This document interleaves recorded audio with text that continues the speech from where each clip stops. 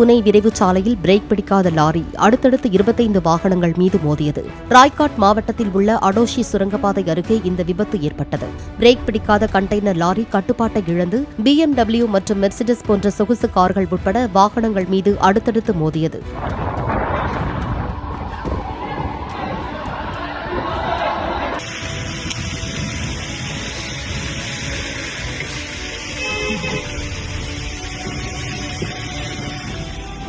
இந்த பெரும் விபத்தில் பெண் ஒருவர் உயிரிழந்த நிலையில் 18 பேர் காயமடைந்ததாக காவல்துறை அதிகாரிகள் தெரிவித்தனர். காயமடைந்தவர்கள் நவி மும்பையில் உள்ள தனியார் மருத்துவமனையில் சிகிச்சைக்காக அனுமதிக்கப்பட்டுள்ளனர்.